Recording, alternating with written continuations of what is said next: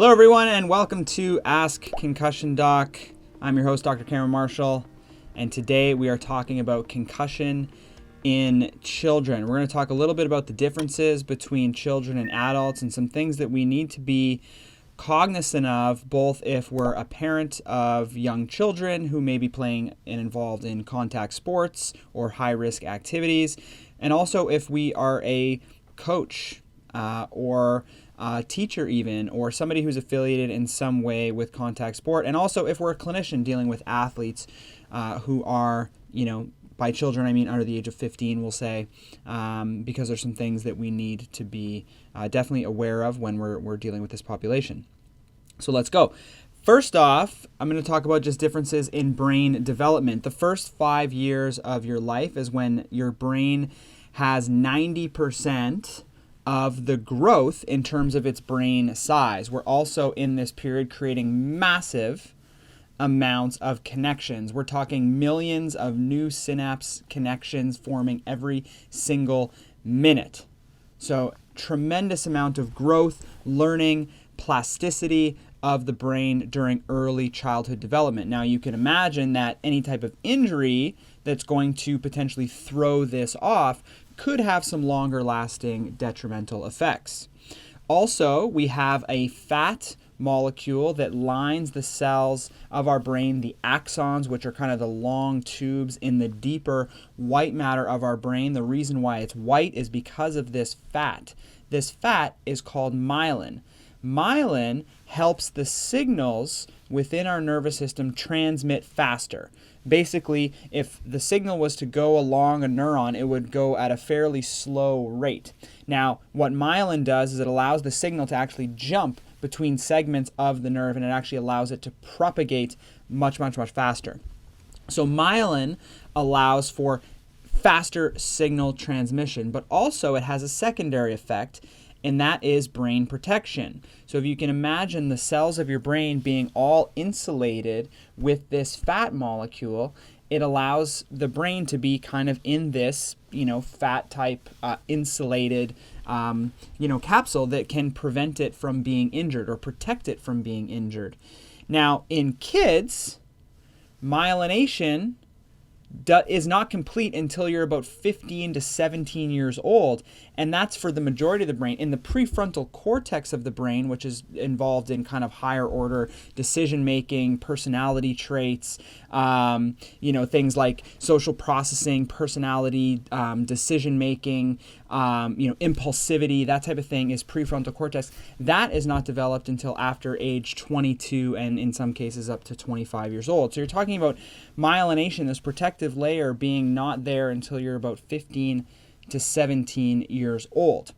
And in this case, kids can actually get concussed with less force, and we'll talk about that as we go on with this session. So until we have full myelination, the brain is thought to be more susceptible to concussion. Also, concussion injury has been shown to affect the myelination of the brain in adults. It can actually start to demyelinate the brain, meaning that it actually starts to damage some of the cells that produce this myelin, and it can actually break it down. And that's one of the kind of thoughts behind some of the long-term effects around concussion, is potentially damaging some of this, as well as things like the blood-brain barrier. Now, kids also have a more kind of leaky or susceptible or malformed or incompletely formed blood-brain barrier, and so they're obviously more susceptible to damage to that blood-brain barrier. So there's a few things that, as the brain is developing, make it more susceptible potentially to concussion injuries. So trauma early in childhood could potentially have more catastrophic outcomes and potentially more long-term effects. Secondly, there's less force required to cause concussions. One of the ways in which concussion can be reduced is through neck stiffness. So if we think about just from a biomechanical perspective, if you were to get hit in the head, if your neck was to be completely rigid, if your neck wasn't a, movable, pliable structure, if your neck was a completely rigid thing and you were to get hit in the head and there was no movement of your head, well, because concussion is from acceleration of the brain, if you don't allow for there to be movement in the brain, or in the head, you're not going to have acceleration of the brain. And so therefore, a concussion cannot occur. And so one of the best ways to reduce concussion risk is by increasing stiffness of the neck. Now, I don't mean neck strength, because neck strength and neck stiffness are two different things. Now, if we think about this, though, kids are like bobbleheads, okay? Kids have big heads on small little bodies, okay? By the age of 4, a child's head is 90% fully grown. Their body is only 19% of their full body weight. By age 12, the head is now 95% fully grown, and by age 12, the body weight is less than 50% fully grown. So you see, we have these big, heavy heads on these small little frames, which makes them more susceptible to any type of impact. They're unable to stabilize as well. Okay, so it seems that in kids we have less G-forces required to cause concussions.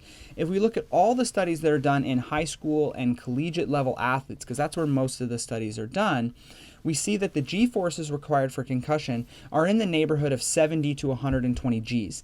The mean peak linear force in terms of acceleration for concussion in high school and collegiate athletes is about 100 Gs, and the range is between 70 and 120.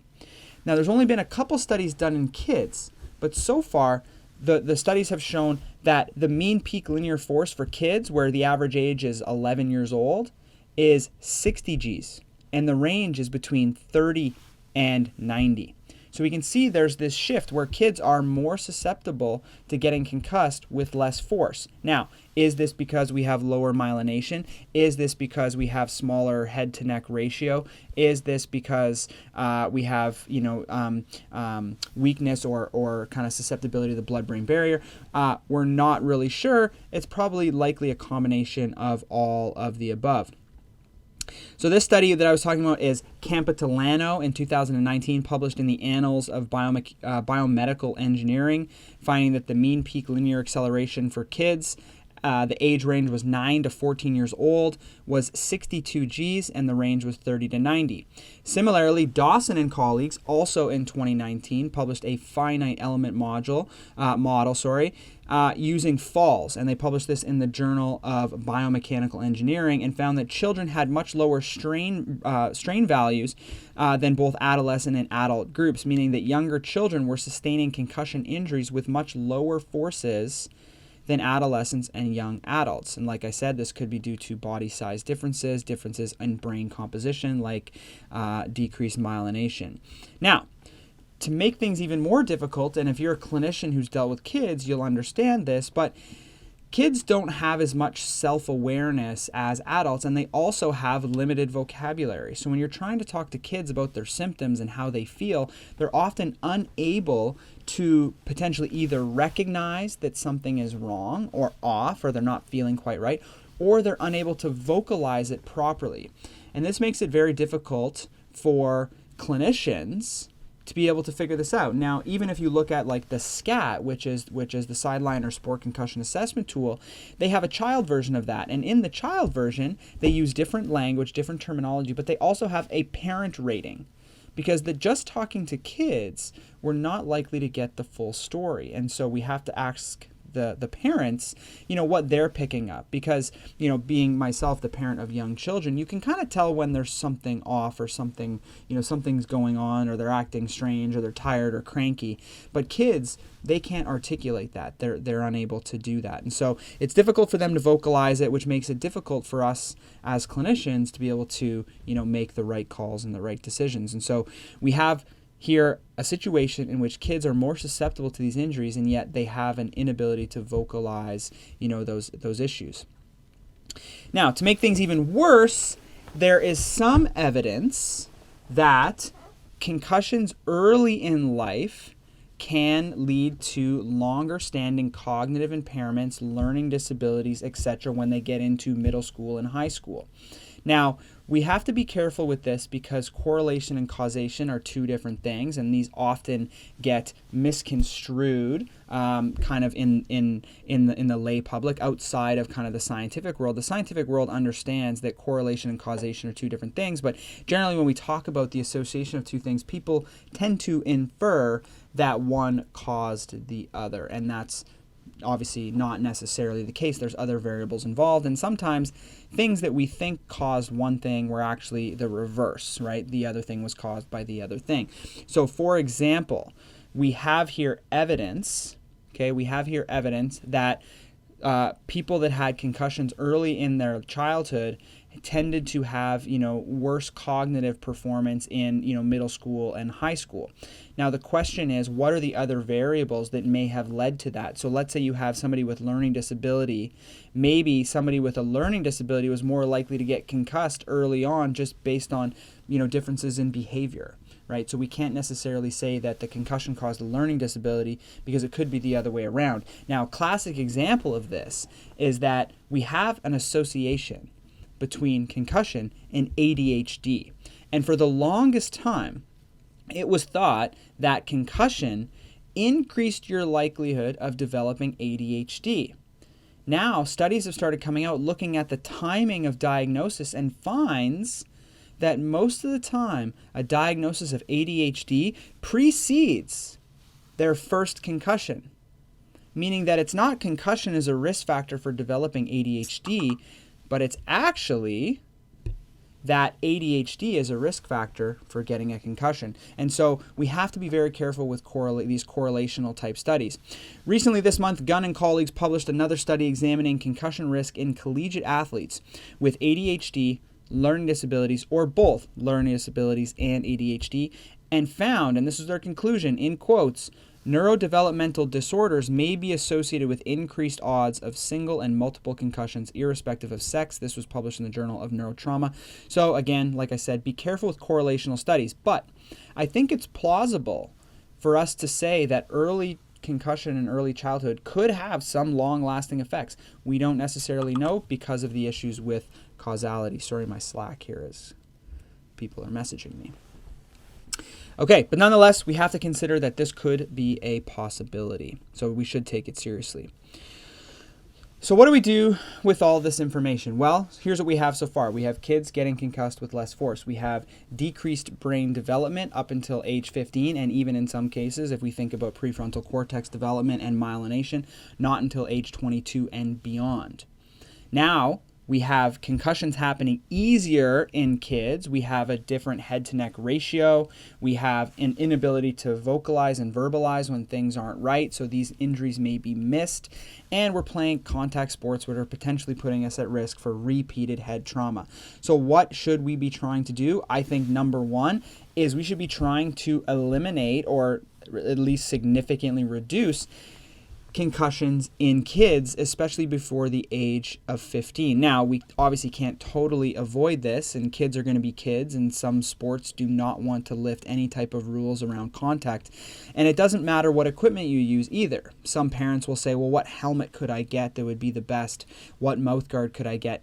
All of these equipment, including headgear in soccer and headgear in rugby and all of these new, things that people are trying to push out there, they're all crap. They do not work. They do not prevent concussion injuries. Concussion is the brain moving inside the skull. So you can put whatever you want on the outside of the head. That brain is still going to slosh back and forth inside the skull, still going to cause a concussion. So soccer headgear, rugby headgear, helmets in football, hockey, whatever it is, it doesn't matter what type of helmet you get.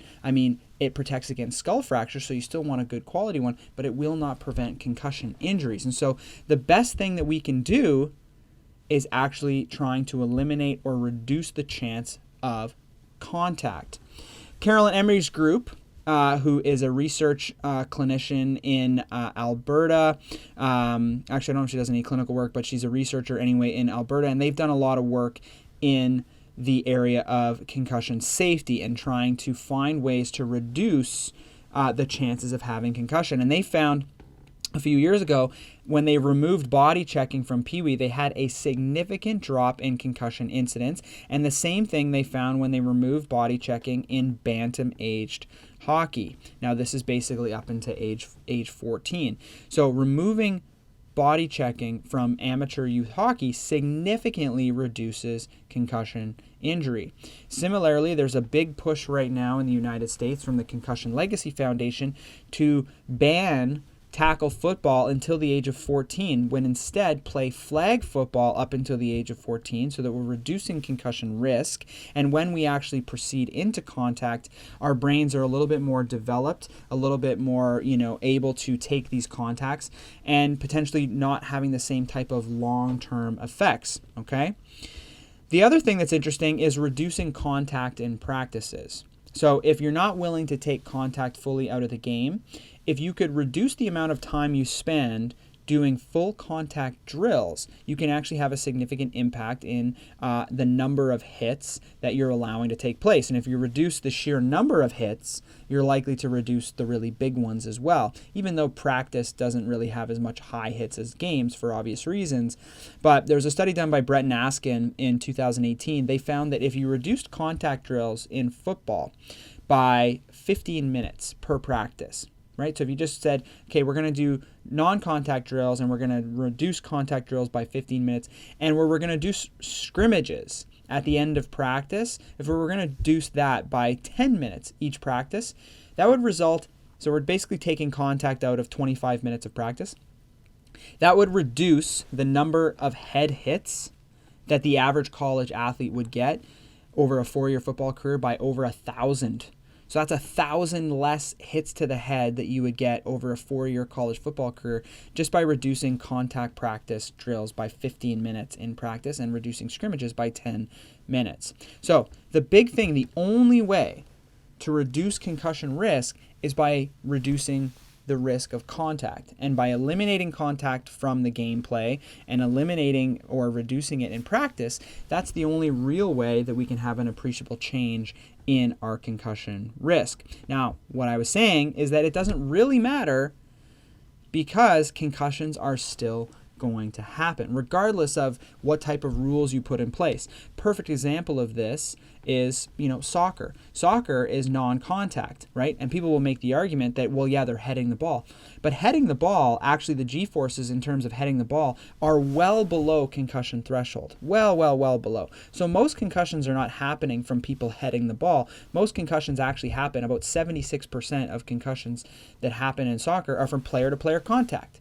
If you put a bunch of people on the same field running around chasing the same ball, regardless of the rules of contact or not, they are going to run into each other, right? By making it so that they're not trying to actively run into each other through getting rid of and eliminating contact, you can reduce this. But women's hockey, for example, has no contact. It's a non-contact game, but there's still a lot of contact, right? And there's still actually a lot of concussions in women's hockey. So despite the rule changes that you may take, you are still going to have concussion injuries. Now, what do we do when concussion injuries happen? The next best thing you can do in terms of prevention is actually having a good management strategy in place, okay? After concussion, we know that the brain is vulnerable. This is particularly so in kids. There's a thing called second impact syndrome, and this is when you get a second concussion before you've recovered from your first concussion. Now, in rare cases, this can actually be a fatal event. We know that after a concussion, you have this drop in brain energy levels. If you get concussed again when your energy levels are low, you drop down even further, potentially to the point of causing death or permanent damage or a prolonged outcome, a worse outcome. Now, we can think of this like a broken bone or like a muscle tear, right? If you break your arm, for example, right, it really hurts. You go to the hospital, the doctor can take an x-ray and say, yep, there it is, it's broken. They put a cast on it and they try to protect it and stabilize it. And they tell you, don't do anything for about 6 weeks because that's how long it takes the bone to heal. Now, after the first 7 to 10 days, it starts to feel okay. You're like, oh, it doesn't hurt anymore, right? The pain from that fracture actually starts to get better. You're like, yeah, it feels okay. Now, does that mean you can just cut your cast off and go and play your sport? No, just because it feels better doesn't mean that the bone underneath has healed, right? If you were to go back and play and you had this broken arm that had kind of healed but not quite, you're going to break it again. And it's probably going to be worse. And you might even need surgery. And the recovery from that is probably going to be longer because now you've created complications, right? So just because your symptoms have gone away doesn't mean that the structure itself is healed. And we can think of concussion in the exact same way. A lot of times concussion, we say, well, don't go and play if you have symptoms, right? But what we know is that symptoms don't actually matter, right? Symptoms, like my arm feeling better, don't mean anything, because same with concussion, right? Same with your broken arm. Concussion, symptoms will go away within the first 7 to 10 days for most people, right? 70% of cases will have no symptoms after a week or so. So does that mean that you're better and you can go and play? Well, no, right? The underlying brain structure is still dysfunctional, still has impairment in it, but you would never know that, right? At least with a broken arm, I can go and take an x-ray of that and I can show, oh, it's still broken, it's not healed yet. So after about 6 weeks, when the doctor goes and looks at it, they go, okay, let's look at the fracture. If it's fine, you can go. If it's not fine, they hold you back longer. Now with concussion, we don't have anything that can see it. We can't take an x-ray of it. We can't take an MRI of it. We can, but it's not going to show us anything. Concussion does not show up on MRI, does not show up on CT, does not show up on x-ray, does not show up on any type of imaging modality that we have. The only thing that we can do for a concussion is to look at function, right? How does the brain function? Now, what I mean by this is reaction time, memory, concentration, balance, ocular motor function, how fast are your eyes moving, how fast can you pick up and relay information. All of these things is how the brain is functioning. And all of these areas is where dysfunction shows after a concussion injury. So the best way that we currently have, and it's not perfect, right? We don't have any perfect way of doing this, but the best way that we currently have of being able to determine concussion recovery is saying, okay, after your symptoms have gone away, there's a few things that we would put in place. One would be physical exertion testing, because oftentimes, even though you feel better at rest, you're likely to get symptom exacerbation when we push you a little bit, when we challenge your vestibular function, when we challenge your blood pressure, your heart rate, all that stuff, up, down, up, down, up, down. But then when we look at your function, reaction time, visual tracking, concentration, memory, balance, all of these things, we're likely to still see some impairments if you still have ongoing dysfunction. Now, the only way for us to know if you are back to normal is to have some sort of comparison with how you were prior to your injury, right? So the best thing that you can do as a sports organization for concussion is reduce the chances that there's going to be a concussion, particularly when you're dealing with people that are under the age of 15 years old. Let's try to reduce the number of concussions we're getting. Secondly, what are we going to do when concussions happen, right? And this is where making sure that all your athletes have a yearly baseline test and not just a computer test, because this is where people go wrong, right? They do a lot of, we're just going to do impact tests at the start of the year and these computer tests. That's a flawed model, because these tests have been shown to have, a lot of them are not validated in kids, for one, so they don't show really good test-retest reliability. They're not validated for a population under the age of 12, so it's useless to do this in kids that are under the age of 12 regardless. Secondly, we're missing a lot of the components, right? We're missing ocular motor tracking speed. We're missing balance. We're missing, a lot of the different elements that we would need for proper and full-blown concussion assessment. So having a multimodal baseline assessment done every year for athletes, basically beyond the age of 5 to 7 years old, you're looking at all these different things that have a good comprehensive battery. So then if an injury happens, we can use that to determine, okay, this person has now recovered and is safe to go back, right? This is our x-ray, this is our snapshot, this is our viewpoint that we don't currently have for concussion. So as a sports organization, as a parent, as somebody involved in sports, the best thing you could do is to affiliate yourself with a clinic or organization or clinician that knows what they're doing, that can run this for you and use this in the case of somebody having a concussion injury. So let's tie all this up. I see that there's some questions there, and I'll jump into them after on the live. But let's just tie this topic up, okay? So kids are more at risk for getting concussion injuries. We see that there requires less force. Now, their brains are less myelinated, they're developing, they have smaller head to neck ratios, which makes them more likely to get a concussion and possibly suffer long-term developmental issues. Now, again, we don't have firm causality on that, but I think it's plausible to assume that there could be some deficits from getting a concussion early in life. They're also not as good at understanding or conveying what they are feeling, especially from a symptom standpoint, so they have difficulty in reporting. Now, the goal here should be to reduce concussions as much as possible. Eliminating contact in youth sport, I think, is a good thing to do.